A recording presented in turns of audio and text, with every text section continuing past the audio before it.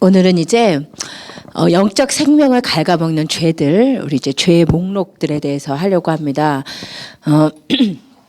우리가 이제 지난주에 죄란 무엇인지에 대해서 이제 서론적인 내용을 했었는데 누가 이제 질문을 하셨어요. 뭐를 했냐면 제가 짧게 설명하고 넘어가서 좀 어려우셨던 것 같아요. 점진적 복음의 계시에 대해서 간사님 좀 물 좀 주실 수 있을까요? 점진적 복음의 계시, 복음의 점진적 계시에 대해서 제가 말씀을 드렸었는데 이게 좀 잘 이해가 안 되셨던 것 같아요. 그러니까 예수님께서 가지고 우리가 이제 무엇을 알아야 되냐면 계시라는 것을 알아야 돼요. 계시.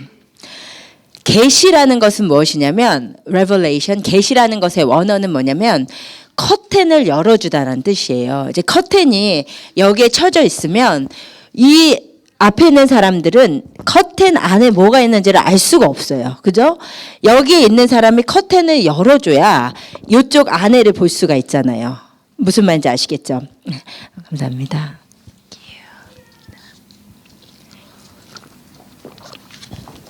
마찬가지로 하나님께서 우리에게 계시해 주셔야 돼요.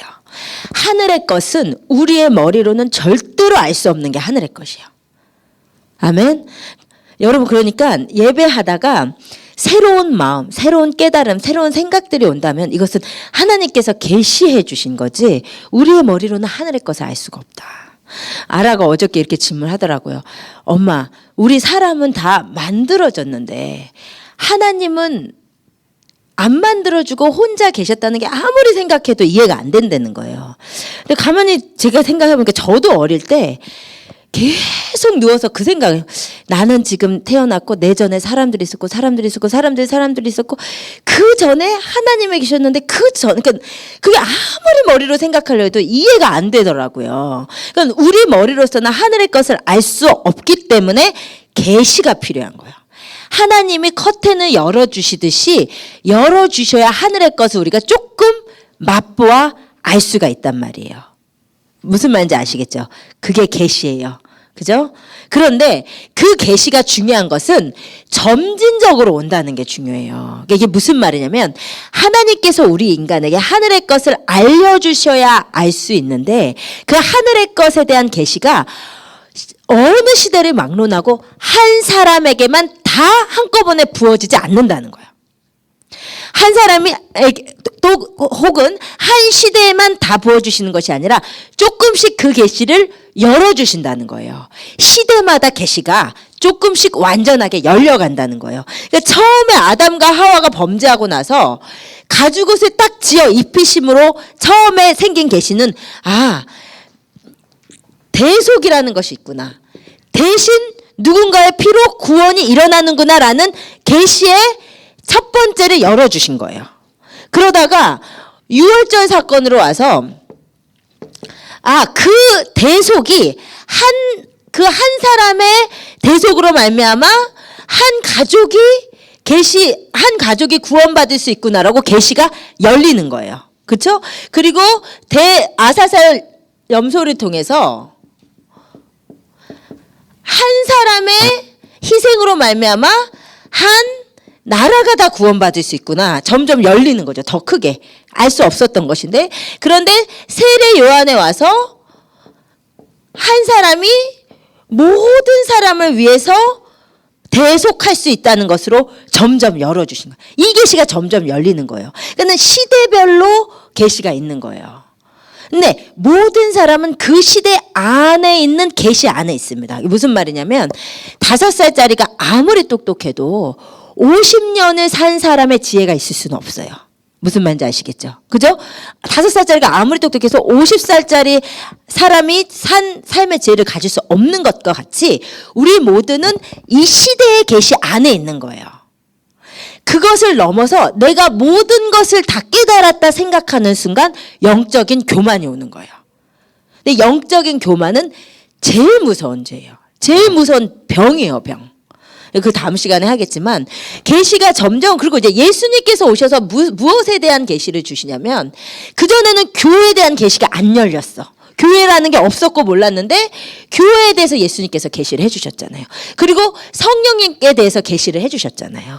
그래서 계시가 점점 열려오는 거예요. 그리고 성령 시대, 교회 시대가 있었고 암흑기를 거쳐서 16세기의 종교개혁기에는 믿음에 대한 새로운 계시가 열리잖아요. 시대별로 이제 계속 계시가 열리는 거예요.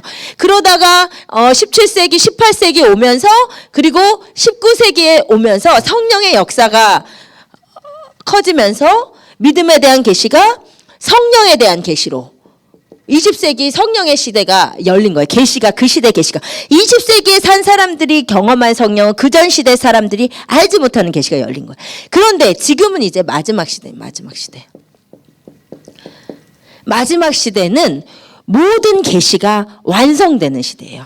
왜냐하면 예수님 오시기 전에. 그래서 마지막 시대에 제가 봤을 때 정말 주님께서 열어주시는 계시는 신부입니다. 신부. 마지막 때에 예수님께서 신부를 찾아서 결혼하러 오시거든요.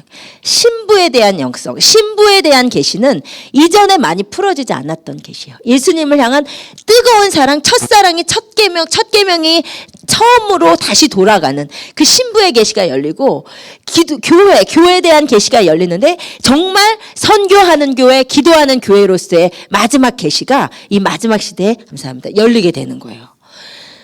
그래서 제가 우리 찬양인도 할 때 조금 말씀드렸는데 정말 이제 네 명이서 이제 계주를 하면 제일 잘 달리는 사람이 마지막에 있어요. 아셔요? 계주 선서 안 해보셨어요? 마지막에 제일 잘 달리는 사람이 마지막 주자예요. 그러니까 이 마지막 시대, 이 마지막 주자의 세대가 모든 정말 계시가 완성되는 시대고 예수님 오실 날을 준비하신 시대니까 이때 주님께서 마지막 시대의 마지막 계시를 교회를 통해서 주시는 거예요. 우리를 마지막 주자들로 세우기 위해서. 여러분 아까 말씀드린 것처럼 계주 선수 중에 두 번째 달 달리는 사람이 첫 주자예요. 저는 항상 계주의 마지막 주자였어요. 이렇게 개난 소리를 해서 이렇게 이제 분위기가 네, 마지막 주자가 마지막을 장식한. 그럼 우리는 역사에 가장 최고의 마지막을 하나님께 올려드리는 자들이에요. 초대교회 성도들보다 더 잘 달리는 자들이 이 마지막 성도들이라니까요. 여러분 초대교회 성도보다 더 큰 일을 하나님 앞에 올려드릴 자들이 이 마지막 성도들이에요. 그러니까 여러분 이게 보통 사람들이 아니라는 거예요. 이 시대에 사는 것이 영광이라는 거예요. 지금 우리가 아는 교회를 예전에 사람들이 알고 있었냐는 거죠. 우리 지금 아는 성령의 은혜를 예전에 사람들이 계시받아. 그렇지만 지금 우리가 아는 신부의 영성을 예전에 성도들이 다 계시받아라는 몰랐어요. 점점 열려오는 거예요.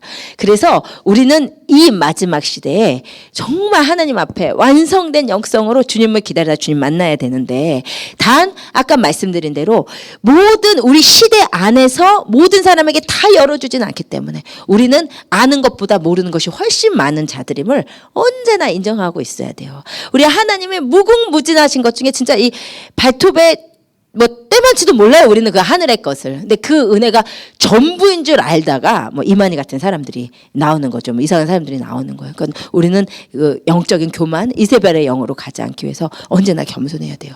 그런데 이 시대마다 하나님의 계시가 있는데 시대마다 주시는 하나님 아버지의 계시를 먼저 알고 달려가는 사람들이 영적인 선두주자들이에요. 각 시대마다 새롭게 풀어지는 계시를 먼저 하고 달려가는 자들이 선두주자. 그리고 그것을 사람들에게 이끄는 자들이 선두주자예요. 우리 하비스터스가 선두주자 같은 교회임을 믿습니다. 그게 될 것을 믿어요. 아멘. 지금 그렇다고 믿습니다. 더 그렇게 되어야 되지만요. 그런데 선두주자일 뿐만 아니라 특별히 이 우리 마지막 시대에 사는 우리는 그 모든 것을 주님 앞에 완성해서 올려드릴 마지막 주자들이에요. 우리는 이 시대에 계시 충만한 선두주자 되시기를 원하고 진짜 마지막 주자가 되시기를 원해요. 아멘. 정말 우리 교회 그렇게 정말로 일어날 것을 믿고 그것을 하나님께서 원하신다고 믿습니다. 그래서 우리 제가 금요 예배 때 말씀드린 것처럼 정말 이제 우리 교회가 지금까지 은혜가 있었지만 은혜에서 이제 더 깊은 차원의 은혜로 영광에서 더 깊은 차원의 영광으로 지금까지 7년 동안 우리 성도님들을 먹이고 입히는 것을 했다면 이제는 우리가 진짜 군사들로 일어나요. 우리 이제 다 사명자, 사역자들로 일어나서 하늘의 예배를 이 땅 가운데 하늘의 영광을 가져올 이 땅의 중보자들, 사명자들로 이제는 진짜 서셔야 된단 말이에요. 아멘. 언제까지 베이비십만 하고 언제까지 내 기분 맞춰주라 이런 신앙을 우리는 하면 안 돼요. 이 하베스터스는 진짜 하나님께서 그런 교회로 정말 부르셨다는 마음이 들고, 그래서 우리가 새로운 차원의 영성을 하나님께서 정말 깊이 있게 인도하시기 위해서 공격들이 진짜 많아요. 진짜 우리 간사님 지난주에 넘어지신 거, 지난 금요일 예배 끝나고 우리 권태희 집사님 가정 사고 당하시고, 이게 전부 다 진짜 사단이 더 우리가 진짜 공중권세 잡은 자를 뚫고 더 하늘의 영광 가운데 나아가려고 할 때 사단의 공격이 분명히 있단 말이에요. 그러니까 여러분의 삶에도 진짜 공격이 있을 수 있습니다. 여러분 깨셔서 진짜 기도하시고 한 교회 내에서는 한 영성 하나로 묶이셔야 돼요. 아멘. 어떤 사람은 막 기도하고 일어나 나가는데 막 감 못 잡고 있으면 안 돼. 지금 진짜 영적 전투의 때고요.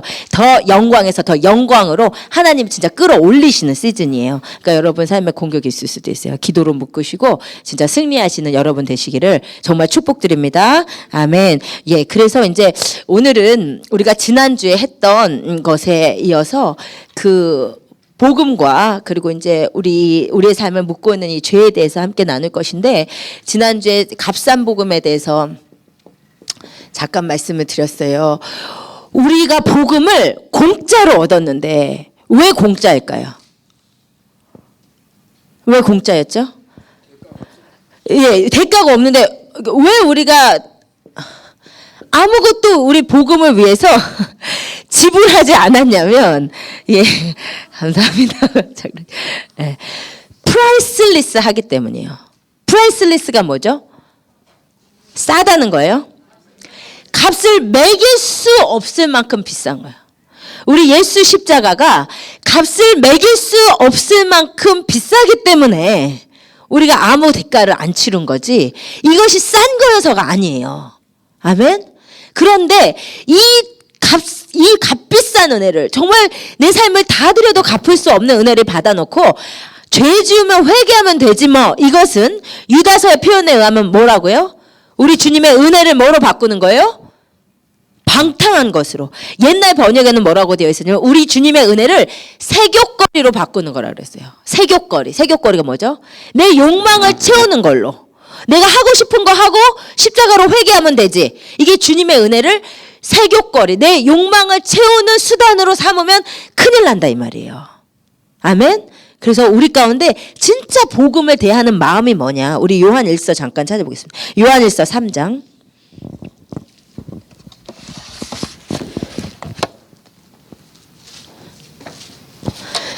진짜 복음 앞에 우리는 이러한 자세로 나아가야 돼요. 요한일서 3장. 요한일서 3장 우리 1절부터 10절까지, 이것이 십자가 복음을, 우리가 값비싼 그 복음을 대하는 우리의 자세입니다. 같이 읽겠습니다. 시작. 보라, 아버지께서 어떠한 사랑을 우리에게 베푸사 하나님의 자녀라 일컬음을 받게 하셨는가. 우리가 그러하도다. 그러므로 세상이 우리를 알지 못함은 그를 알지 못함이라. 사랑하는 자들아, 우리가 지금은 하나님의 자녀라. 장래에 어떻게 될지는 아직 나타나지 아니하였으나 그가 나타나시면 우리가 그와 같을 줄을 아는 것은 그의 참 모습 그대로 볼 것이기 때문이니, 주를 향하여 이 소망을 가진 자마다 그의 깨끗하심과 같이 자기를 깨끗하게 하느니라. 죄를 짓는 자마다 불법을 행하나니 죄는 불법이라. 그가 우리 죄를 없애려고 나타나신 것을 너희가 아나니 그에게는 죄가 없느니라.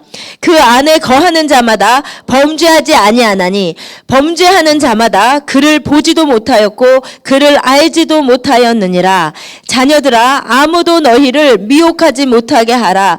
의를 행하는 자는 그의 의로우심과 같이 의롭고 죄를 짓는 자는 마귀에게 속하나니 마귀는 처음부터 범죄함이라.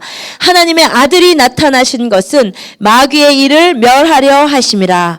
하나님께로부터 난 자마다 죄를 짓지 아니하나니 이는 하나님의 씨가 그의 속에 거하심으로 그도 범죄하지 못하는 것은 하나님께로부터 났음이라. 이러므로 하나님의 자녀들과 마귀의 자녀들이 드러나나니 무릇 의를 행하지 아니하는 자나 또는 그 형제를 사랑하지 아니하는 자는 하나님께 속하지 아니하니라. 아멘. 아멘. 우리가 이러한 마음으로 복음을 봐야 돼요. 1절에 뭐라고 했어요? 형제들아 보라, 우리 주님이 어떠한 사랑으로 우리를 사랑하셨는가, 어떠한 희생의 십자가로 우리를 구원하셨는가. 그렇다면 그 소망을 가진 자마다, 3절, 이 소망을 가진 자마다 그의 깨끗하심과 같이 자기를 깨끗게 하느니라. 어떤 사랑이냐? 우리랑 하나 되고자 하시는 그 사랑으로 우리를 안으시기 위해서 우리를 구원하셨기 때문에 우리 주님을 보고자 하는 소망을 가진 자마다 그분처럼 우리도 깨끗게 하느니라. 아멘. 그래서 우리 박기옥 권사님이 20번도 더 회개하는 거, 그거 맞는 거예요. 물두멍에서 하루에 13번도 더 손을 씻는 거, 그거 맞는 거란 말이에요. 우리 삶에 죄가 있으면 하나님과 하나가 될 수가 없기 때문에. 그러니까 여러분, 이 시대에 진짜 사단이 이 신학으로, 설교자들로 말을 꼬아가지고, 아니 어떤 장로교 목사님도 그렇게 설교를 하시더라고요. 요즘 이제 진짜 행함이 없는 믿음은 죽은 믿음인 게 막 이제 강조되잖아요. 그러니까 어떤 장로교, 한국에 진짜 유명한 큰 교회 목사님이 뭐 요즘 공로 구원을 어설프게 주장하는 사람들이 있다고 하면서 말도 이렇게 꼬아서 아무리 들어도 무슨 말인지 모르겠는 건 본인도 무슨 말인지 모르고 설교하는, 무슨 말인지 모르겠는데 행함이 아니라는 거예요. 그런데 야고보서에 분명히 야고보가 성경에 뭐라고 되어 있냐면 우리가 믿음으로만 아니라 또한 행위로 구원을 받는 것이라고 야고보서에 되어 있는 거죠. 그러니까 여러분, 믿음과 행위를 딱 구분해 놓고 믿음으로만 구원받지 행위로 구원받는다고 하는 것은 공로 구원이다 이렇게 얘기한 건 잘못된 거예요. 공로랑 행위는 완전 다른 거예요. 공로는 내가 무슨 일을 해야지, 저기 천주교처럼, 천주교 우리 저기 암흑기에 면죄부를 사면 너가 연옥으로 떨어지지 않아, 이런 내가 무슨 공을 해서 구원을 얻는다는 것이 공로 구원이지, 행위를 강조하는 건 공로 구원이 아닙니다. 이것은 뭐냐면 성경 말씀 그대로, 야고보서 그대로, 행함이 없는 믿음 자체가 죽은 것이라는 그 말씀 그대로 진짜 믿음을 가진 자는, 우리 주님을 만나고자 하는 소망을 가진 자는 자기를 깨끗하게 한다 이거예요. 행위를 갖는다는 거예요. 그러니까 이 시대는요 여러분, 행위를 가져야 되는 시대예요. 정말. 여기서 보세요. 죄를 지으면 마귀에게 속하고 주님께 속한 자마다 죄를 짓지 않는다 그러잖아. 그러니까 우리는 주님께 속해야 돼요. 얼마나 죄 때문에 우리랑 함께 하실 수 없으면 에덴 동산을 막으셔야 했던 주님이 얼마나 우리랑 함께 하고 싶으셨으면 십자가를 통해서 그냥 휘장을 찢어버리면서 빨리 와 이러신 거잖아요. 근데 회개하면서 나아가야지. 그런데 맨날 번제단에서 동물 피만 딱 죽이고, 나 예수님 구원 받았어, 구주로 만났어, 나는 천국 갈 거야, 그리고 평생 회개 안 하고 내 마음대로 사는 거는 바깥들에만 있는 것이지 지성소의 주님의 영광 가운데로 못 나아가는 거예요. 우리는 우리 자신을 깨끗게 하셔야 돼요. 그래서 여러분, 우리 주님께서 팔복 중에 마음이 청결한 자는 뭐가 될 거라고 그랬죠? 마음이 청결한 자는 주님의 얼굴을 뵌다 그랬어요. 마음이 청결해야 돼요. 주님의 얼굴을 볼 자는, 주님의 영광을 볼 자는 청결한 자예요. 우리가 깨끗해져 우리 주님의 얼굴을 배울 수가 있는 것임을 믿으시기를 바랍니다. 예, 그래서 레위기에서 주님께서 계속 내가 거룩하니 너희도 거룩하라. 기준이 왜 하나님일까요? 내가 거룩하니 너희도 거룩하라. 왜 그럴까요? 우리가 그분과 함께 살아야 되기 때문이에요. 부부는 수준이 맞아야 되잖아요. 왜 주님께서 주님 수준의 거룩을 요구하시냐면 우리는 그분의 종이 아니고 우리는 그분과 하나 될 자들이니까. 부부니까 부부는 수준이 맞아야 되기 때문에 내 거룩까지 이르라는 거예요. 그 완성이 이 마지막 때 성도들 주님 앞에 올려드릴 완성이란 말입니다. 아멘. 빨리빨리 행위를 가지시고, 이제 어디까지 이제 초등학문, 초등지식, 초등믿음, 뭐 회개하고 또 죄 짓고 회개하고 또 죄 짓고, 지금 뭐 아유 또 말씀대로 못 살았어요, 이럴 시대가 아니란 말이에요. 근데 이게 우리 노력으로 안 되기 때문에 진짜 성령님의 강력한 임재를 여러분 진짜 구하셔야 돼요. 그래서 근데 지금 여러분 임하고 있어요. 우리 교회에. 그거를 이제 아실란가 모르겠는데 이제 우리 하나님께서 새로운 차원의 영광과 기름 부심을 지금 주고 계시다니까요. 전쟁도 같이 있지만 여러분 그래서 여러분이 진짜 지금 마음 오픈하고 주님 앞에 달려드시면 여러분 진짜 새로운 차원의 하나님께서 역사를 우리에게 지금 진짜 주시는 시즌입니다. 아멘. 교회 영성과 성도 영성이 같이 가는 거예요. 지금 이렇게 열려가고 있기 때문에 여러분 영적인 이 분위기를 느끼시고 가셔야 돼요. 여러분 그러면 하나님께서 여러분 진짜 여시는 새로운 믿음의 차원으로 우리를 열어주실 것이에요. 그래서 우리 거룩함과 정결함을 힘입으신 여러분 되시기를 축복드립니다. 아멘. 그래서 이제 우리가 우리의 삶에 언제나 회개가 있어야 돼요. 회개. 근데 진정한 회개가 무엇인지 짧게만 하고 오늘 이제 시간 관계상 죄 두 가지를 해야 되기 때문에 이제 회개란 무엇인지를 말씀드릴게요. 첫 번째 회개의 용어는요. 히브리어로는 슈브란 단어고 헬라어로는 메타노이아라는 단어예요. 이 단어가 둘 다 어떤 뜻이냐면 쉽게 말하면 이거예요. 방향 전환. 아까 우리 권사님이 잘 말씀해 주셨는데 슈브라는 것은 요리로 가고 있었는데 방향을 완전히 틀어서 아버지께로 가는 것을 슈브라 그래요. 그래서 구약의 선지자들이 슈브 이스라엘이여 하나님께 돌아오라. 슈브 이스라엘을 외치고 다닌 거예요. 메타노이아는 똑같은 단어인데 이쪽으로 가다가 방향을 완전히 틀어서 아버지께로 가는 게 메타노이아예요. 이게 바로 회개란 말이에요.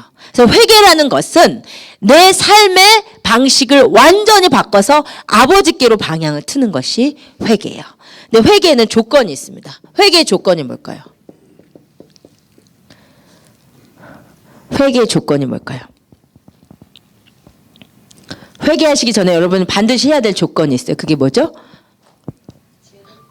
용서. 회개의 조건은 용서예요. 용서. 마태복음 18장에 1만 달란트 빚진 자와 100데나리온 빚진 자가 나오잖아요. 100데나리온도 큰 돈이긴 하지만 값을 매길 수 있는 돈이에요. 1만 달란트라는 것은 도저히 값이 안 돼. 프라이슬리스라는 거예요. 하나님이 우리를 용서하시고 구원하신 은혜는 1만 달란트인데 우리 이웃이나 우리 가족이 지은 죄는 아무리 많아봐야 100데나리온이란 말이에요. 우리가 그것을 용서 못하면서 하나님께 내 죄를 용서하라고 해주면 그것은 안 된다는 거죠. 그래서 우리가 회개하기 전에 용서함이 반드시 있으셔야 돼요. 용서함이. 근데 이게 오늘 아침에도 그랬지만 가족을 용서하시지 못하는 분들이 의외로 많으시더라고요. 근데 이제 그럴 수밖에 없는 것이 우리 한 사람이라는 것이 자랄 때 인격이 형성되기 전에 가족을 만나잖아요. 가족은 인격의 형성에 절대적으로 영향을 미치는 존재이기 때문에 그때 제대로 기능하지 못하는 가족 구성원이 있을 때 인격 안에 아주 심각한 결함과 상처를 주게 되어 있어요. 가족 구성원이. 그래서 이 부모님으로 인한 상처라든지 형제 자매로 인한 상처라든지 뭐 이런 가족끼리의 상처가 굉장히 내 인격 가장 깊은 곳에 있는 상처일 수 있어요. 그렇기 때문에 용서하기도 어려울 수 있는데 용서해야지 우리 하나님도 우리의 죄를 용서하신다는 것입니다. 아멘. 그래서 여러분 용서를 생활화하세요. 생활화. 우리 지금 오늘 한세영 집사님이 안 오셨는데 제가 오셨으면 간증을 부탁드리려고 했는데 제가 이제 개인적인 걸 제가 못하고 이제 한세영 집사님 오셔서 한번 간증하시겠지만 용서함으로 인해서 하나님께 용서할 수 없는 사람을 용서함으로써 하나님께서 정말 그 병을 풀어주신 그 진짜 놀라운 간증이 있더라고요. 우리 삶에 진짜 용서가 있어야 되는데 용서는 여러분 상대방을 위해서 하는 것이 아니라 나를 위해서 하는 게 용서예요. 왜냐면 내가 하나님과의 관계가 막히니까 이 사람이 나에게 잘못한 것도 속상한데 거기다가 용서까지 안 해서 내가 하나님과 앞에 가는 길이 막히면 어때요? 어떡해요? 이 용서는요 내가 내 자신을 사슬로 묶고 있는 거예요. 절대 영적으로 풀리지 않는 거예요. 여러분 우리 가운데 임재가 정확하게 풀어지지 않을 때 여러 가지 이유가 있는데 용서하지 또 질병도요 용서할 때 치유가 많이 일어나요. 여러분에게 잘못한 자들의 죄를 용서한 것 같이 하나님도 우리의 죄를 용서하시기 때문에 용서는 회개의 조건입니다. 그 다음에 이제 회개의 요소는 두 가지가 있어요. 첫 번째는 자백이에요. 자백. 요한일서 1장 9절에 우리가 만약에 죄 지지 않았다 하면은 우리 주님을 거짓말쟁이로 만들지만 우리가 우리의 죄를 자백하면 저는 미쁘시고 의로우사 우리를 우리의 죄에서 깨끗게 하실 것이요 그랬어요. 그 자백함이 있어야 돼. 우리 누가복음 보면 15장에 탕자가 뭐라고 나와요? 내가 하늘과 아버지에게 죄를 지었사오니. 이게 자백이에요. 주님 앞에 잘못했다고 있는 그대로 말씀을 드리는 거예요. 이것의 위력이 시편 32편에 있습니다. 우리 시편 32편 3절에서 5절.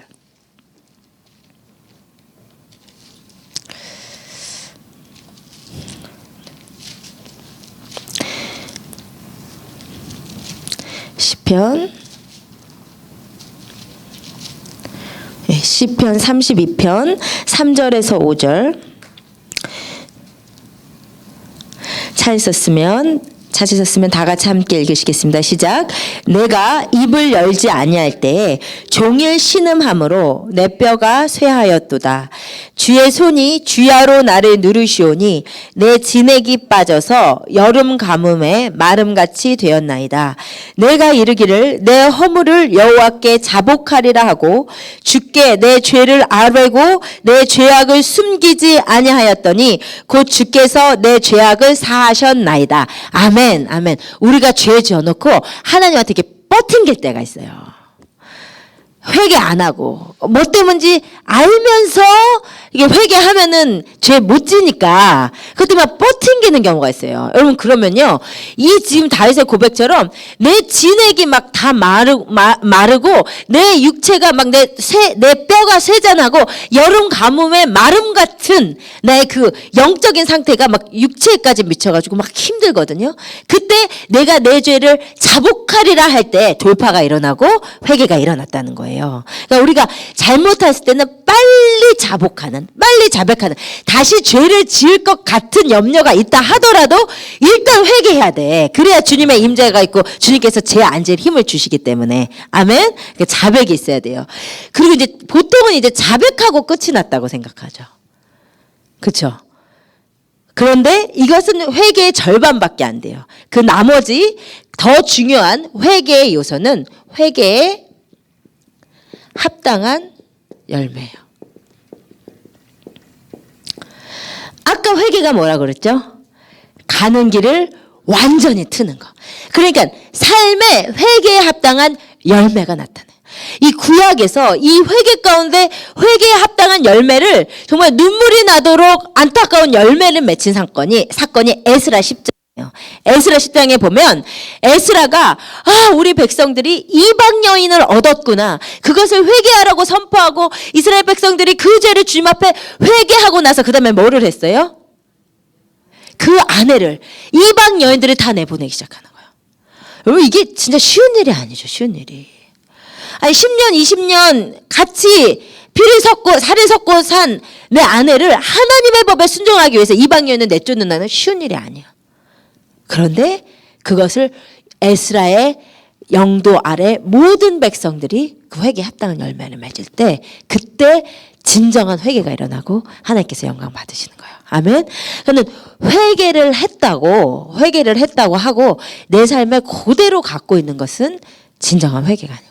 회개는 정말 실질적인. 그래서 예전에 우리 그 평양 대부흥 운동 때 보면요. 너무 회개의 은혜가 강하게 일어나니까 회개하고 나서 얼마나 우리 조선시대 축첩이면 첩 뭐 웬만한 양반들 첩 데리고 있었잖아요.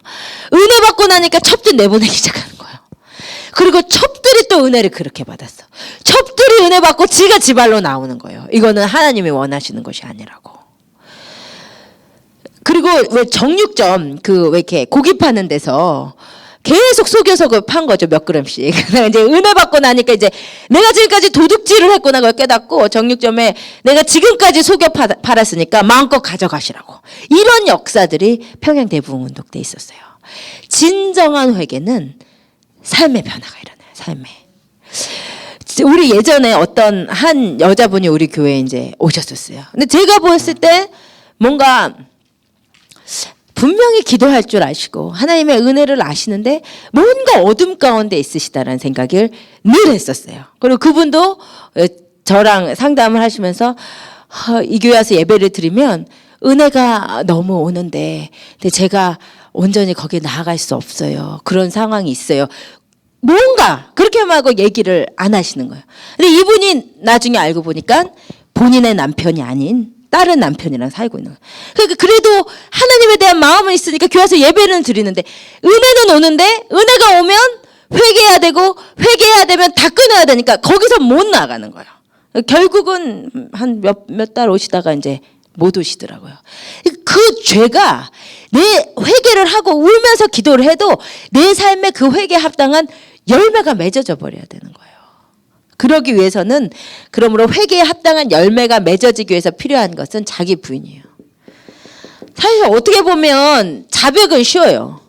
근데 그 회개에 합당한 열매를 맺으려면 십자가에서 자기 부인이 일어나야 돼요. 여러분 세례 요한이 세례를 주면서 회개를 선포하고 회개에 합당한 열매를 선포했죠. 그죠? 세리들한테 뭐라 그랬어요? 너희들 속여 취한 거 다 다시 갖다 주라고 하잖아요. 여러분 세리들이 그때 속여 취하는 것이 노말인데 그거를 다 다시 갖다 주라는 거예요. 여러분 세리가 왜 세리가 됐겠어요? 그 돈 벌라고. 근데 그거를 다 갖다 주라는 것은 뭐냐면은 죽으라는 거예요. 자기 부인이에요. 군인들에게도 너희 속여 취한 거 강탈한 거 다 돌려주라고. 군인은 그거 하려고 군인 된 건데 그거 다 돌려주라는 거예요. 그러니까 여러분 진짜 우리 신앙이라는 것이 삶과 분리되는 것이 아니에요. 너무 실질적인 거래요. 아니 세례 요한의 회개가 너무 강하게 임하니까 사람들이 와서 우리가 무엇을 해야 될까요? 이것이 회개의 자세라니까요. 회개하고 자백하고 끝나는 것이 아니라 그럼 내가 무엇을 해야 될까요? 그런데 세례 요한이 다 얘기하는 게 돈이에요. 너 속여 취한 거 갚아라. 강탈한 거 갚아라. 돌려줘라. 여러분 삭개오한테도 회개가 임하니까 내가 지금까지 잘못한 거 4배나 갚겠습니다. 이건 뭐예요? 다 돈이에요. 왜 돈 문제로 회개에 합당한 열매가 드러나냐면 실질적인 내 삶의 실질적인 변화란 말이에요. 아멘? 여러분 그러니까 솔직히 말해서 돈 문제가 클리어하지 않은 사람은요. 11조가 클리어하지 않은 사람은 이게 진정한 신앙인지 의심스러운 거예요. 사실은. 아무리 내가 주님 앞에 와서 기도하고 주님의 경건의 모양을 다 갖출 수 있지만 삶의 실질적인 것에서 예수님이 주인이냐 이게 사실 돈이랑 관련이 있거든요. 내 실질적인 삶에.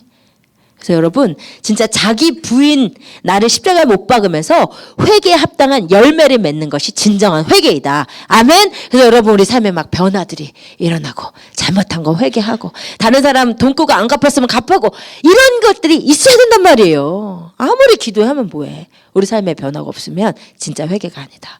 그래서 이런 철저한 회개가 우리 삶에 있어 주시길 축복드립니다. 아멘. 그래서 이제 2주에 걸쳐서 우리의 영적인 생명을 갉아먹는 죄들에 대해서 할 것이에요. 근데 오늘은 그 우리 김병석 집사님이 음욕에 대해서 얘기하셨는데 이게 정말 중요한 죄고 특별히 이제 남자분들이 계속 이거 힘들어 하시는 분들이 너무 많아요. 근데 그것을 이제 제가 다음 주 하고 오늘은 2가지 죄를 할 건데요. 오늘 첫 번째는 불평과 원망에 대해서 하겠습니다. 우리의 영적 생명을 갉아먹는 첫 번째 죄가 불평과 원망이에요. 불평과 원망의 죄의 특징을 몇 가지 나누겠습니다. 첫 번째, 불평과 원망은요. 하나님의 심판을 부르는 죄로 성경에 대표적으로 기록된 게 이 원망과 불평의 죄예요. 이것은 하여튼 성경에 대표적으로 원망 불평이 나오면 심판이 나와요. 여러분 민수기 11장에 이스라엘 백성이 불평을 하자 하나님께서 어떤 일이 있게 하셨냐면 이스라엘 사람들이 사는 장막에 불을 질렀어요. 불이 갑자기 탔어. 그런데 그 불이 그래서 그곳 이름을 다베라라고 불렀거든요. 이게 불에 타다라는 뜻이에요. 여러분 이게 무슨 불을 상징하냐면 지옥불을 상징해요. 지옥불의 상징이에요. 원망하면 우리는 지옥불 가운데 있는 거랑 똑같아. 하나님의 심판을 부르기 때문에 그 말씀을 우리 좀 찾아보도록 하겠습니다. 심판을 부르는 죄 우리 야고보서 5장 9절. 이거 다음 주 외우는 말씀으로 하겠습니다.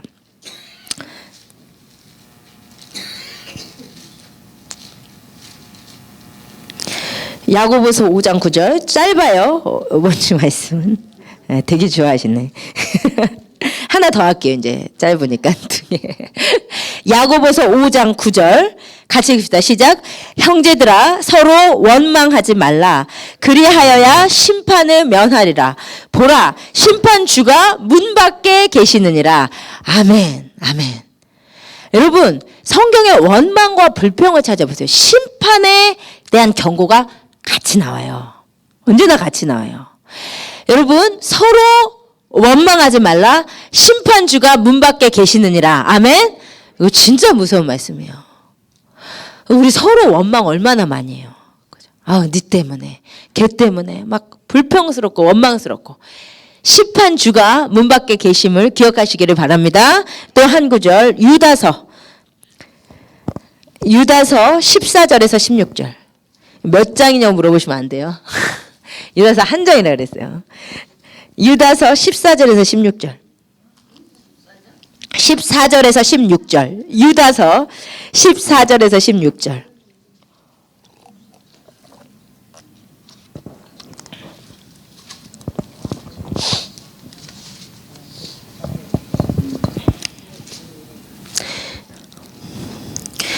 유다서 이걸 외우는 말씀을 할까요? 14절에서 16절 같이 읽겠습니다. 시작. 아담의 7대 손 에녹이 이 사람들에 대하여도 예언하여 이르되 보라 주께서 그 수만의 거룩한 자와 함께 임하셨나니 이는 무사람을 심판하사 모든 경건하지 않은 자가 경건하지 않게 행한 모든 경건하지 않은 일과 또 경건하지 않은 죄인들이 주를 거슬러 한 모든 완악한 말로 말미암아 그들을 정죄하려 하심이라 하였느니라.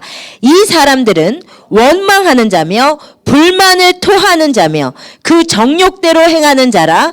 그 입으로 자랑하는 말을 하며 이익을 위하여 아첨하느니라. 아멘. 여러분 불만을 토하며 원망하는 이 말을 하는 자들에 대해서 주님께서 그 입을 끊으시는 거예요.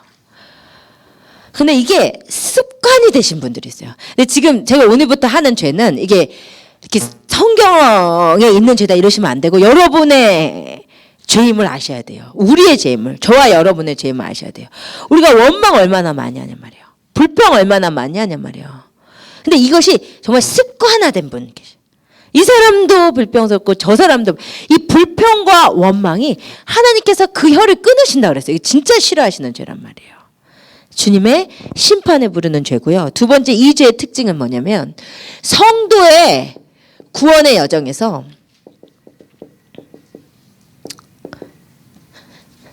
탈락하게 하는 대표적인 죄예요. 성도들이 끝까지 구원의 여정을 완수하지 못하게 중간에서 탈락하게 하는 죄예요. 고린도전서 10장 10절에서 11절 찾아보겠습니다.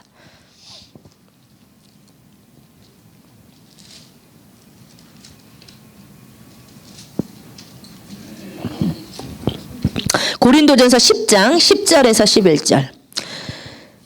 고린도전서 10장 10절에서 11절 같이 읽겠습니다. 시작. 그들 가운데 어떤 사람들이 원망하다가 멸망시키는 자에게 멸망하였나니 너희는 그들과 같이 원망하지 말라.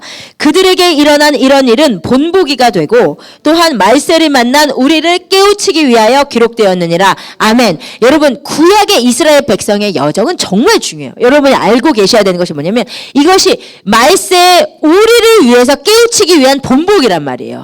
그런데 이스라엘 백성들이 중간에 대부분이 여호수아와 갈렙 빼고 첫 번째 세대가 가나안에 들어가지 못한 대표적인 죄가 불평과 원망이란 말이에요. 성도의 구원의 여정에서 탈락하게 하는 대표적인 죄. 예. 대표적인 죄가 원망과 불평이에요. 정말로 그렇습니다.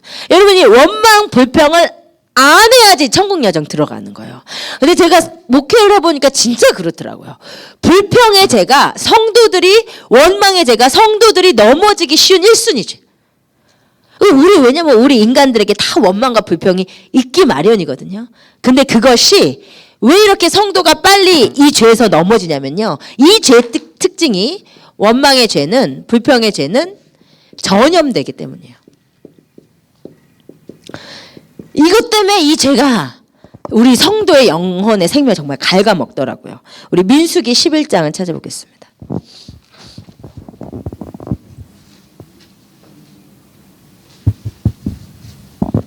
민수기 11장. 민수기 11장 4절. 민수기 11장 4절.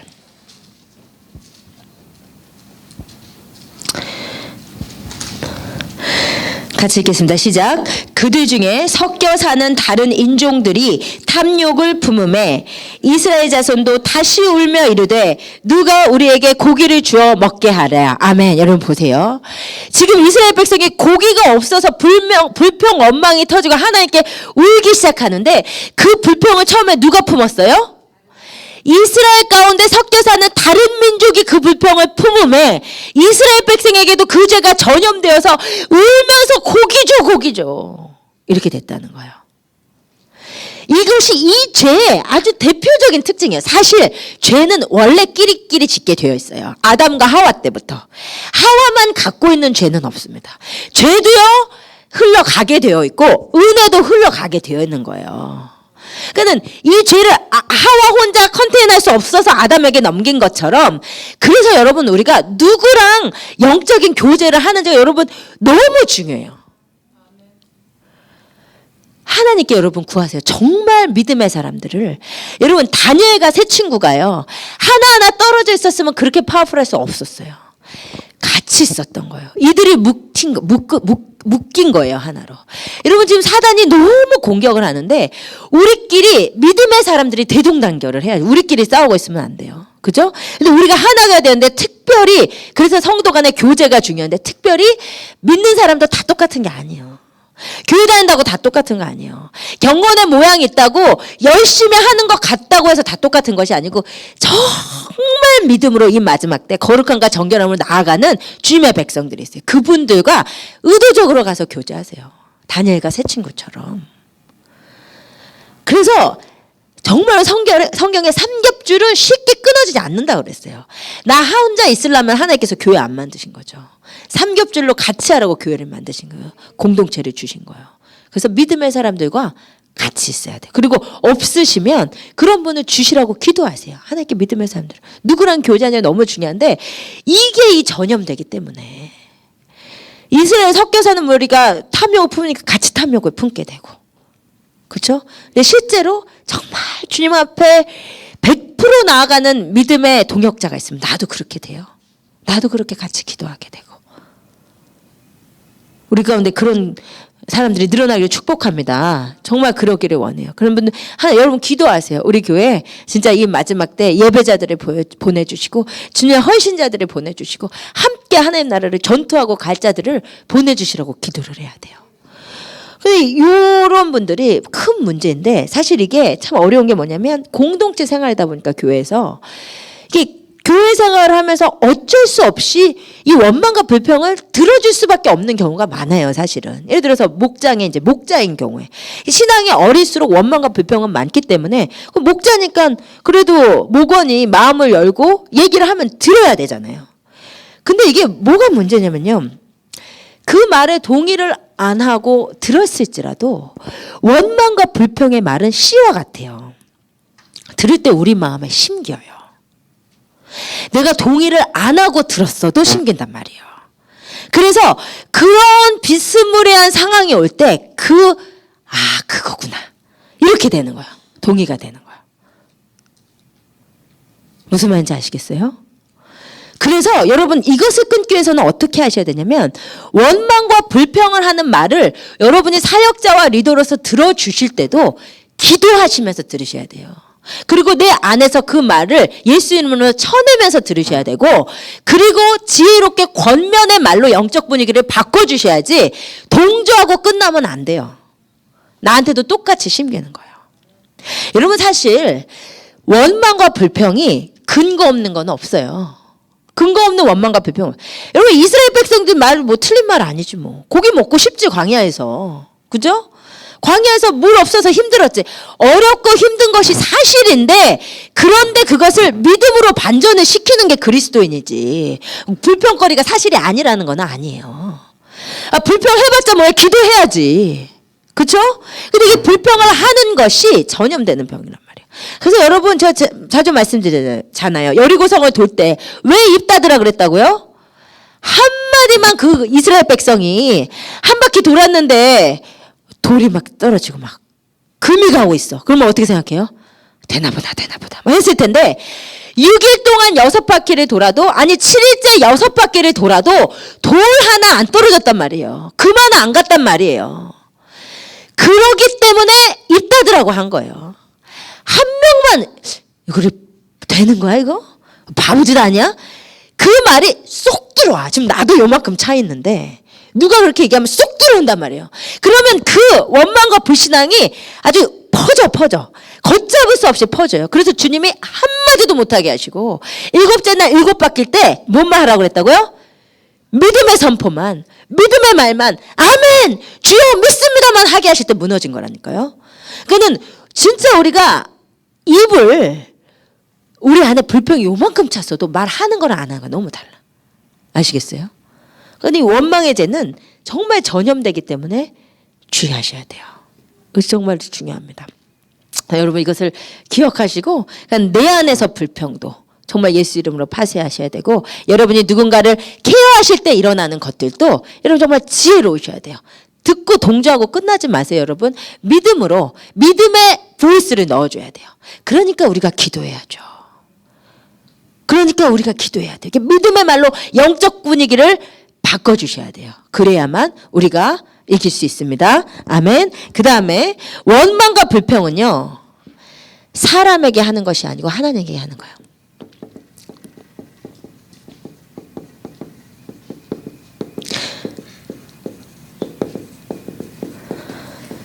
여러분 민수기 지금 11장 피고 계시죠? 14장. 민수기 14장 보세요. 이게 어떤 상황이냐면 12명의 정탐꾼들이 왔는데 10명이 다 우리는 그 땅 못 들어간다 그러는 거예요. 그러니까 그 불평의 말, 원망의 말, 불신앙의 말을 듣고 1절 보세요. 민수기 14장 1절. 온 회중이 소리를 높여 부르짖으며 백성이 밤새도록 통곡하였더라. 그러면서 이스라엘 자손이 다 모세와 아론을 원망하여 이르되 우리가 그냥 애굽에 있었으면 좋았을 걸, 애굽에 있었으면 좋았을 거라고, 우리가 다시 돌아갔으면 좋겠다고 불평을 하는데 27절 보세요. 27절에 뭐라고 되어 있어요? 뭐라고 그러셨어요? 나를 원망하는 이들을 내가 어느 때까지 참겠느냐. 여러분 보세요. 지금 이스라엘 백성은 모세와 아론을 원망했다고 2절에는 되어 있는데 27절에 하나님은 뭐라고 하시면 나를 원망하는 놈들 내가 어느 때까지 참아야 되겠느냐. 여러분 원망 불평은요, 사실은 사람에게 하는 것 같지만 그 사람과 상황을 허락하신 하나님을 원망하는 거예요.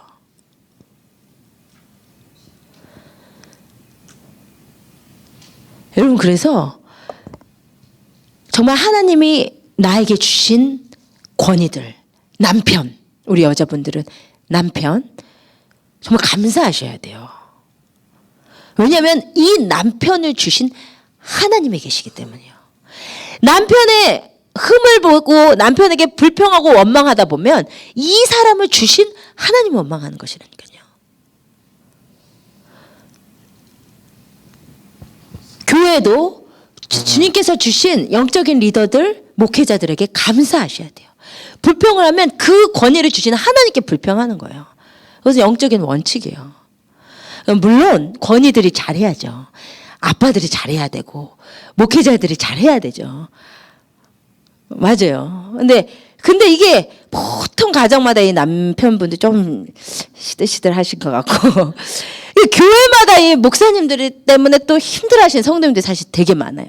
우리 교회도 있으실지 모르겠지만 막 성도님들이 막 충만하고 하고 싶은 이게 너무 이 권위인데, 하나님이 세워주신 권위인데 이게 너무 답답하고 막 아닌 것 같고 막, 그런데도 불구하고 그래도 그 주신 그 권위를 인정하고 그것에 순복하고 감사할 때 그것을 주신 하나님께 순복하는 거예요. 진짜 이거는 진리예요. 권세에게 순복하는 것은 하나님 것을 원하시는 거예요. 그러니까 여러분 감사하는 자가 되시길 축복드립니다. 불평해봤자 아무런 변화가 없어요. 나만 죄 짓는 거예요. 나만.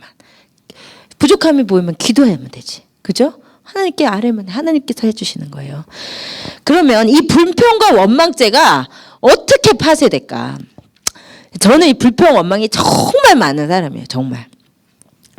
진짜 뭐 많아요. 그래서 이게 정말 주님 앞에 이게 지금 나아가는 문제인데 이게 어떻게 이게 파쇄가 되냐면 우리가 하나님의 절대 주권을 인정할 때 이것이 파쇄가 돼요.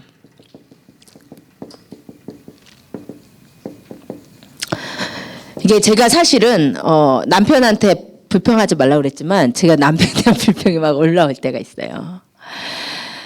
그때 제가 정말 깨달았어요. 이거는 이 남편을 주신 오모사님 좋은 분인데 제가 이렇게 완벽주의적인 게 있어요. 그러니까 제가 이제 제 기준이 딱 있고 교만한 거죠, 사실은. 근데 이 기준에 안 맞으면 불평을 하는 거예요. 남편뿐만 아니라 사실 무엇이든지 간에. 근데 제가 어제 저녁에 식사하면서 우리 아라는 센서티브하면서도 똑똑하니까 감정적인 부분도 채워질 수 있고 그러면서도 또 똑똑하고 인텔리전트한 남자를 만나야 될 텐데 그러니까 오 목사님 밤에 와서 너 닮아서 그렇지 뭐 그러면서 그런데 너한테는 하나님이 너한테 딱 맞는 남편을 주셨구나 이러더라고요. 그래서 이제 자기가 저한테 딱 맞는 사람인 이유를 이렇게 얘기를 하는 거예요. 근데 이제 들어보니까 진짜 그래. 제가 진짜 까다롭거든요, 제가. 제가 이제 신학교 3학년 1학기 때 교환학생 만나가지고 복학을 하니까 그때 이제 그 파다하게 소문이 돌았대요. 이혜선이 미국에서 결혼할 남자를 찾아갖고 왔다. 그러니까 우리 그 남자 동기들이 한국에서 너를 감당할 사람이 없어서 미국에서 찾아 나오다고 감당할 제가 까다로워요. 그래 쉽지 않아서 이렇게 저한테 꼭 맞는 사람을 주셨는데 이게 불평이 일어날 때는 사실 그분을 주신 하나님을 원망하는 거죠. 정말로 그렇습니다. 예, 우리 주님의 절대 주권이거든요. 이때 파쇄가 돼요. 하나님의 절대 주권을 인정할 때 이것을 보여주는 사람이 요셉이거든요. 요셉은요 잘못했으면 평생 불평과 원망의 사슬에 평생 못 헤어나와야 정상인 사람이에요. 그렇죠? 그런데 놀랍게도 요셉은 불평하지 않고 원망하지 않습니다. 어떻게 불평과 원망에 대해서 이길 수 있었냐면요. 요셉의 고백이 뭐예요? 형들한테 뭐라고 해요? 형들이 나를 팔았으므로 한탄하지 마소서. 슬퍼하지 마소서. 당신이 나를 이곳에 팔게 하신 분은 당신들이 아니고 하나님이십니다. 하나님께서 나로 이때를 준비하게 하기 위해서 나를 먼저 당신들 앞서서 보내신 것입니다라고 형들이 한 것에 대해서 하나님이 하신 것으로 받아들여요. 여러분 이때 불평과 원망이 끊어져요. 여러분 우리가 잘못하면 사람을 보면 진짜 이 인간만 없으면 이런 생각이 들 때가 있거든요. 이 분을 주시고 이분을 통해서 하신 일이 하나님이 하셨다. 이때 불평과 원망이 파쇄되고 우리 가운데 기적적인 은혜와 축복이 일어나기 시작하는 거예요. 정말로요. 예. 그래서 요셉이 나중에 뭐라 그래요. 이제 야곱이 죽고 나니까 저 형들이 복수할까 봐 걱정이 돼가지고 아버지가 우리 복수하지 말라 그랬다고. 그러니까 뭐라고 해요? 걱정하지 마소서 내가 하나님을 대신하리까. 하나님의 자리에 안 앉겠다는 거예요. 하나님이 다 하시는 거라는 절대 주권이에요. 아멘. 그러니까 여러분 자꾸 우리 삶에 불평이 올라오는 사람들, 아유 저 인간 막 이러시지 마시고 그분을 주시고 나에게 꼭 맞으시니까 내 삶에 필요하니까 왜 이렇게 웃으세요 우리 최근영 지사님. 우리 중대 지사님 주무시고 계신데 지금. 하나님이 허락하신 거야. 하나님이. 예. 진짜 그럴 때 이게 감사로 바뀐다니까요. 하나님이 주셨구나. 하나님이 하셨구나. 나한테 꼭 맞는 목회자구나. 나한테 꼭 맞는 교회구나. 나한테 꼭 맞는 남편이구나. 나한테 꼭 맞는 아내구나. 나한테 꼭 맞는 자녀구나. 하나님이 나에게 가장 좋은 것으로 주시는구나. 이렇게 할 때 감사로 바뀌어요. 아멘. 여러분 감사를 연습하시기 축복드립니다. 숙제는요. 내 삶에 불평이 일어나는 사건이나 사람들을 놓고 그것을 감사로 반전시키는 것이 숙제예요. 네. 자꾸 불평이 일어나는 사람이 있어요. 가장 가까운 사람일수록 특별히 그 감사로 바꾸는 그것이 이제 숙제인데 끝난 것이 아니고 한 주만 더 하고 마치겠습니다. 네, 숙제는 내 삶에 우리 김진 권사님 진짜 나중에 상 드려야겠어 마지막에. 내 삶에 불평이 자꾸 생기게 하는 사람이나 혹은 사건에 대해서 그것에 대해서 감사의 제목을 찾고 그것을 감사로 반전시키는 훈련, 진짜 감사가 나오도록 하는 훈련을 하셨으면 좋겠어요. 그 다음에 우리의 영적 생명을 갉아먹는 두 번째 죄, 이것만 하고 마치겠습니다. 이게 진짜 큰 죄예요. 큰 죄. 정죄와 판단의 죄.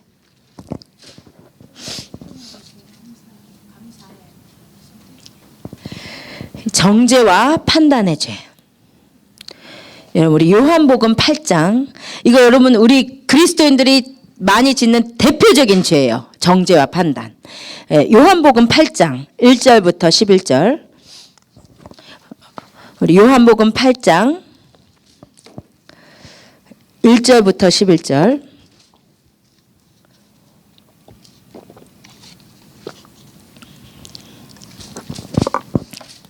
저 여러분이 한 절씩 읽겠습니다. 예수는 감람산으로 가시니라.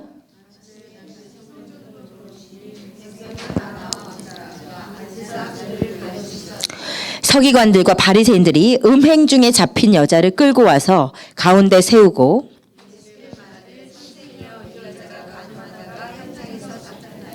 모세는 율법에 이러한 여자를 돌로 치라 명하였거니와 선생은 어떻게 말하겠나이까.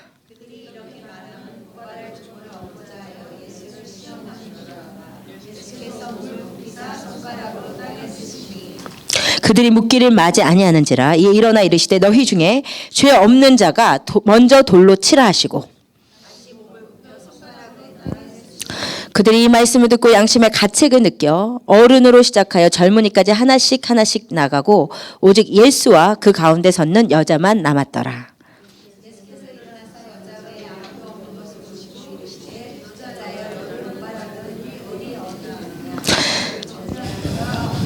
대답하되 주여 없나이다. 예수께서 이르시되 나도 너를 정죄하지 아니하노니 가서 다시는 죄를 범하지 말라 하시니라. 아멘. 여러분 보세요.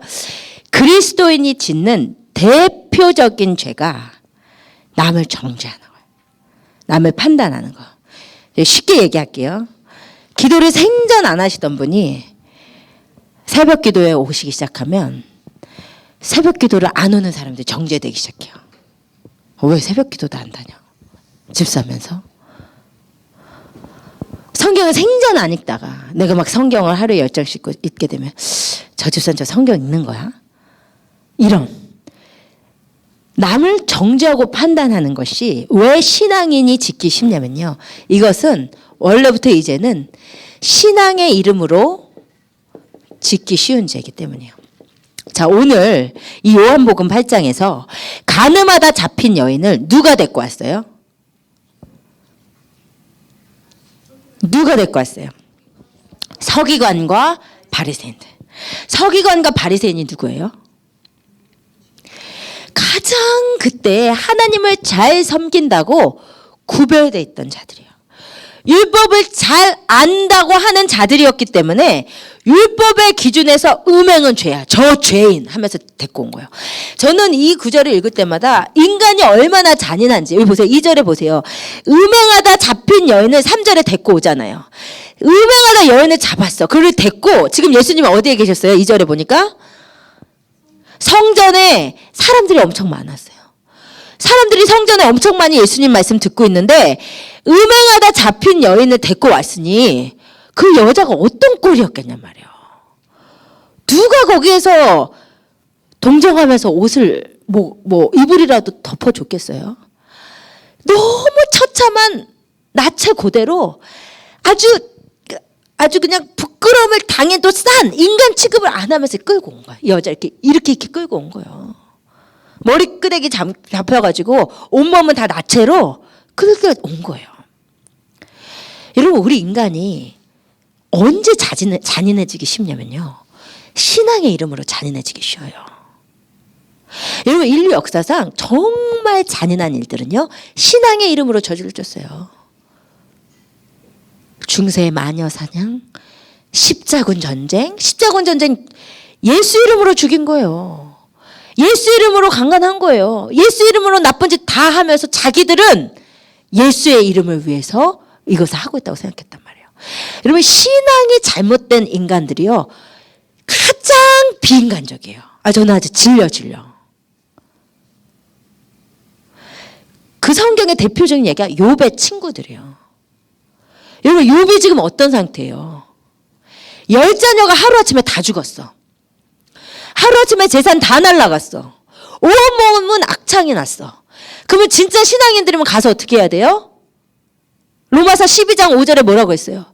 너는 우는 자랑 함께 울고 웃는 자와 함께 웃어라. 그것이 말씀이에요. 그게 기독교예요. 그게 예수님이에요. 우는 자 있으면 같이 울어줘야지. 욥의 친구들이 뭐라 그랬어요? 너한테 분명히 회개 안 한 죄가 있으니까. 우리가 모르는 죄가 있으니까. 여러분, 신앙 없는 사람들이 더 인간적이야. 신앙 없는 사람들이 더 좋다니까요, 사람이. 교회 다닌다고 하면서, 신앙인이라고 하면서 진짜 신앙을 안다는 것은 사랑의 사람이 되는 거예요. 우는 자와 함께 울어주는 게 신앙이에요. 웃는 자와 함께 기뻐하는 게 신앙인데, 신앙을 조금 잘못 아니까 정죄와 판단만 들어가지고 막 기도한다면서 막 진짜 막 화장도 안 하고 막 이상하게 막 제 머리도 안 감고 그죠 막 째려보면서 막 기도하라고 돌아다녀. 너무 싫어. 나는 진짜 영적인 사람은 진짜 더 사랑의 사람인 거예요. 아니, 사랑의 사람이 이게 영성이 안 좋은 게 아니라는 거예요. 사랑이 진짜 영성인데 막 기도하면서 뭐 자기 혼자 막 거룩해가지고 이상해. 여러분, 신앙의 이름으로 정죄와 판단이 지키셔요. 그래서 한국교회 어떤 목사님이 목회를 열심히 하셨는데 어느 날 갑자기 아들이 죽었어.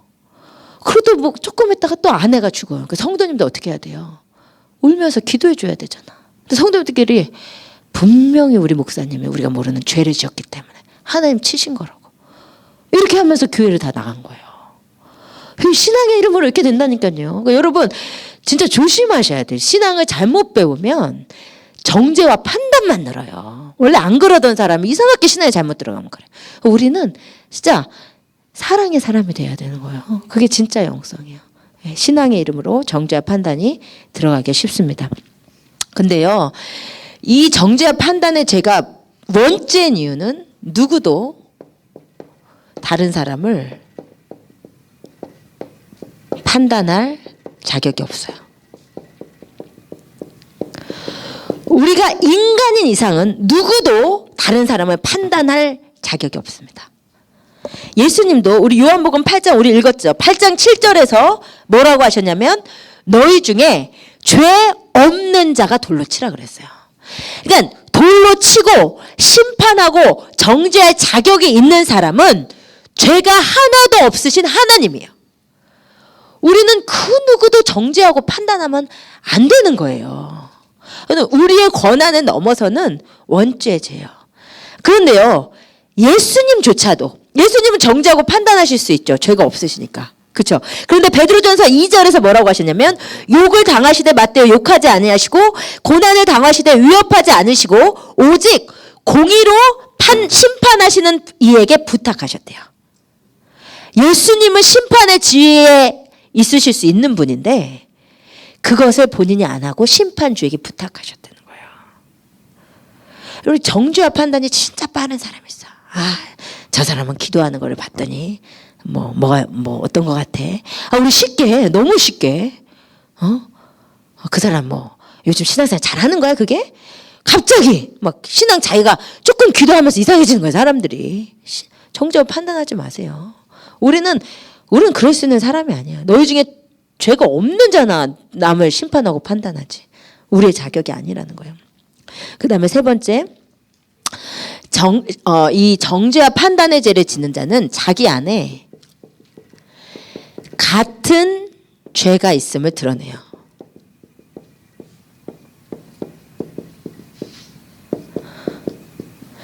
자기 안에 같은 죄가 있음을 드러내는 거예요. 우리 정죄하고 판단하면. 왜냐하면 우리 예수님이 너희 중에 죄 없는 자가 돌로 치라 이 말씀은 죄가 하나도 없는 자가 돌로 치라 이 말씀도 되지만 조금 더 구체적으로는 너희 중에 이 여자가 지은 이 성욕, 이 성적인 죄, 그 죄 네 안에서 하나도 없는 자가 돌로 치라는 말씀이에요.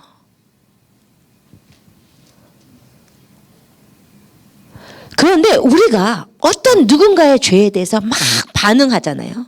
그것은 우리 안에 그 죄가 있음을 드러내는 거라니까요. 이것이 이제 창세기 9장에 그대로 보여주고 있어요. 노아가 죄를 졌잖아요. 노아가 이제 술에 취해가지고 그 빼똑고 오홀로 장막 안 깊은 곳에서 혼자 성적 흥분을 즐기고 이상한 짓을 하다가 잠들었단 말이에요. 그런데 그 죄에 대해서 막 반응한 사람이 누구였어요? 함이요. 둘째 아들 함이었어요. 근데 이제 이상한 거는 창세기 9장에 보면 함을 저주해야 되는데 누구를 저주했죠?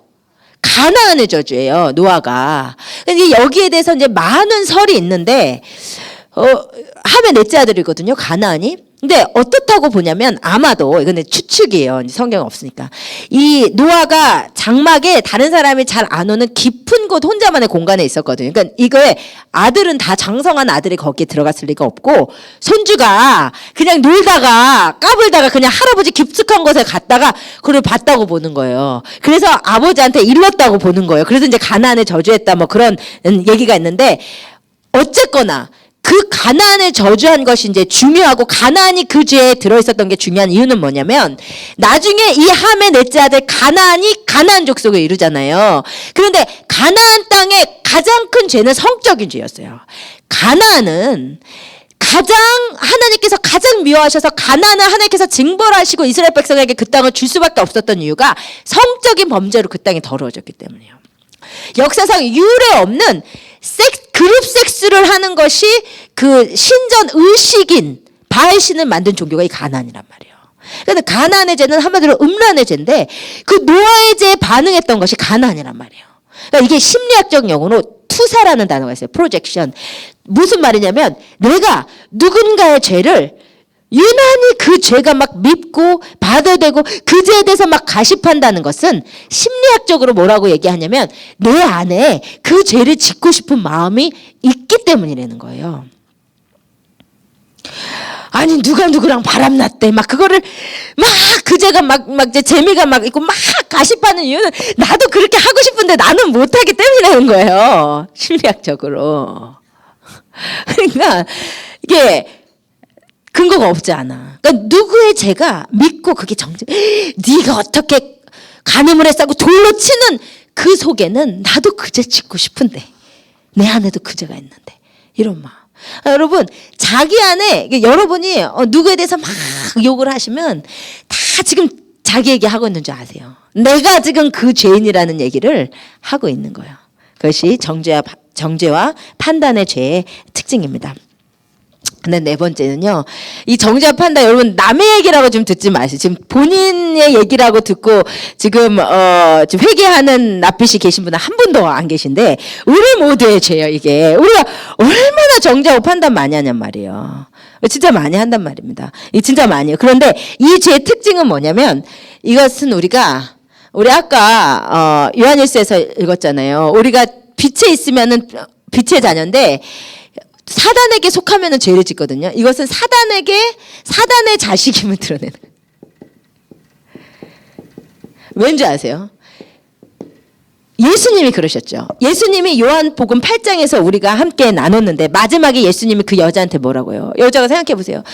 돌로 치려던 자들이 예수님이 보호해 주셔서 다 떠났어요. 이제 예수님이랑 나만 남았단 말이에요.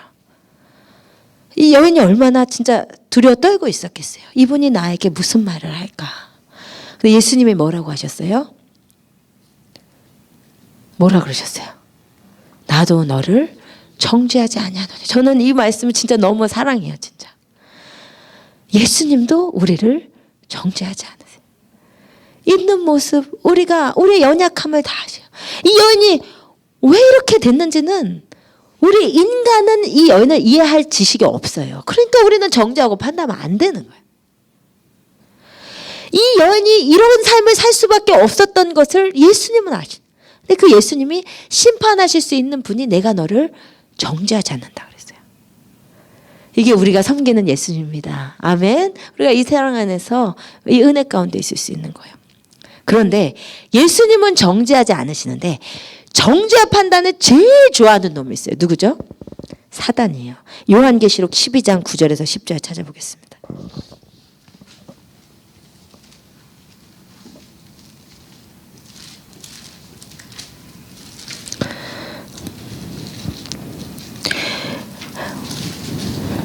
요한계시록 12장 9절에서 10절.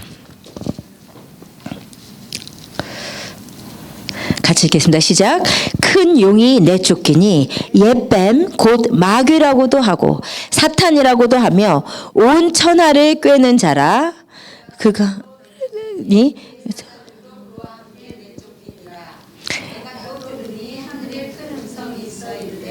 이제 우리 하나님의 구원과 능력과 나라와 또 우리 그리스도의 권세가 나타났으니 우리 형제들 참소하던 자 곧 하나님 앞에서 밤낮 참소하던 자가 쫓겨났고. 아멘. 사단이 누구라고요? 밤낮 참소하는 자요.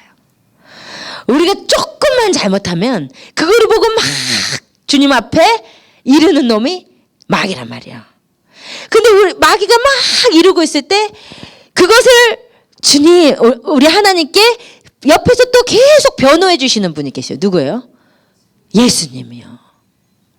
사단은 밤낮 참소하고 있고 예수님은 밤낮 우리를 변호하고 계시고 우리의 변호인이 우리 예수님이죠. 그러니까 여러분이 다른 사람의 죄 정죄와 판단은 내가 잘한다. 이 사람은 내가 이게 사단이랑 좀 닮은 사람인 거예요. 예수님의 사람이 될수록 판단하기 싫어져요. 사실은 판단하기가 싫어져. 내가 죄질 게 얼마나 많은데 그 죄까지죠, 그죠? 예? 남의 죄 가지고 뭐 판단하고 정죄하지 마세요, 하지 마세요. 그거는 우리가 할 일이 아닙니다. 사단의 자식임을 드러내는 것이요. 그리고 정말 이제 무서운 것은 뭐냐면 내가 남을 판단해야 되지 않는 이유는 내가 남을 판단하면 하나님께서 나를 그 잣대로 판단하세요. 여러분, 이래서 우리가 판단죄를 지으면 안 돼요. 여러분, 야고보서 2장 13절에 뭐라고 되어 있냐면 긍휼이 없는 자에게는 긍휼이 없는 심판이 임한다고 그랬어요. 여러분, 그러니까 이게 신앙생활 하면서 이렇게 사랑이 없어지고 지옥 자식 돼야지 마땅히 막 이런 말들을 하시면 안 돼요. 우리도 남의 죄에 너그러야 돼. 왜냐하면 내가 긍휼이 없으면 긍휼이 없는 심판이 우리에게 임하기 때문이에요. 그리고 우리가 남을 심판하고 판단하면 그대로 예수님도 나를 그렇게 심판하세요. 우리 마태복음 7장 3절에서 5절. 마태복음 7장 1절 2절. 마태복음 7장 1절 2절.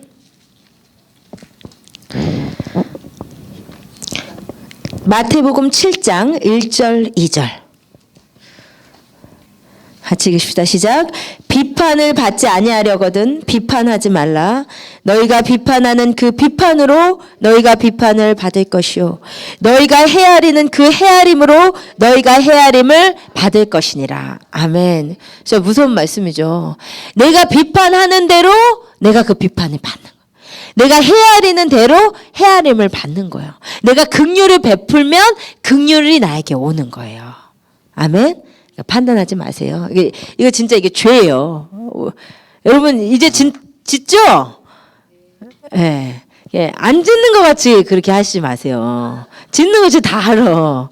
짓잖아요, 이거. 아유, 진짜. 예. 이거 정죄와 판단. 예. 짓지 마셔야 돼요. 마지막으로 그러면 이 정죄와 판단이 어떻게 해서 파쇄되냐요? 어떻게 돼서 파쇄될까요? 정죄 판단이 내가 너무 빨라. 내가 안 하고 싶은데 이 사람은 이게 걸리고 저 사람은 저게 걸리고 이러면 어떻게 해야 될까요?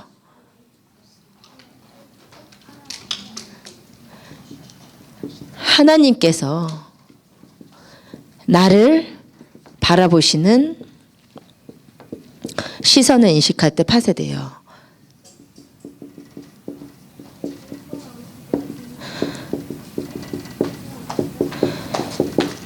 여러분, 하나님의 존재가 나에게 강렬해지고 커지면요, 하나님이 나를 어떻게 보시는지 알게 되는데, 하나님 앞에 나는 진짜 여러분 죄가 너무 많아요. 우리가 하나님의 시선으로 나를 보면 내가 누구 정죄하고 판단할 수 없다는 걸 알게 돼요. 이 정죄하고 판단하지 못하는 사람 사실 성령 충만하지 않아서 그래요.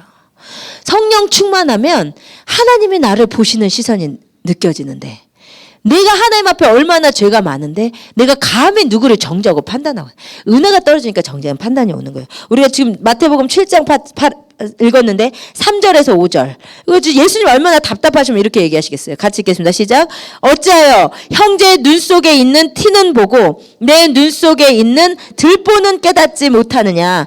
보라 내 눈 속에 들보가 있는데 어찌하여 형제에게 말하기를 나로 내 눈 속에 있는 티를 빼게 하라 하겠느냐. 외식하는 자여 먼저 내 눈 속에서 들보를 빼어라. 그 후에야 밝히 보고 형제의 눈 속에서 티를 빼르라. 아멘. 하나님 보시기에 우리 눈에 들보를 갖다 놓고 남의 티를 지금 우리가 비판하는 거라니까요. 아시겠어요? 진짜 그래요. 하나님 보시기에 내가 어떠한 자인지가 이게 철저하게 깨달아지면 남을 비판하고 판단할 새가 없어요. 그래서 주님 안에 겸손이 임할 때 야고보서 말씀처럼 나보다 남을 더 낫게 여기는 마음이 임하고 그때 내가 남을 정죄할 것이 없다는 것을 깨달아져요. 여러분 철저하게 이 죄를 끊으시기를 축복합니다. 여러분 불평하는 혀는 진짜 심판주가 끊으신다 그래서 여러분 끊기 전에 빨리 끊어. 불평 원망하지 마세요. 정죄 판단 이거 하지 마세요. 그러니까 이 죄 말고도 지을 죄가 너무 많아요. 이 죄를 끊으시길 축복드려요.